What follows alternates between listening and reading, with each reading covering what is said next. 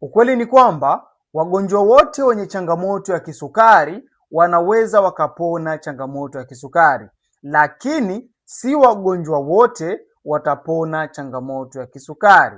Najua haujanielewa, lakini ukweli ni kwamba wale wote ambao watapona changamoto ya kisukari ni wale ambao wamebadilisha mtindo wao wa maisha ya kila siku, kwa maana wamejaribu kuangalia chanzo cha kisukari ni nini. Imetokana na ulaji wa kila siku, wamebadilisha mtindo wa ulaji wa kila siku. Hao ndio ambao watapona changamoto ya kisukari. Kama wewe una tatizo la kisukari kwa muda mrefu na haujapata matokeo, tambua kuwa haujatibu tatizo, haujatibu chanzo cha tatizo. Haujui kwa nini umepata tatizo la sukari, na ndio maana changamoto ya sukari inaendelea kusumbua siku hadi siku. Sasa usipokuwa makini, utatumia sana dawa kwa maisha yako yote bila kupata mafanikio, bila kupata aweni ama kupona changamoto ya kisukari.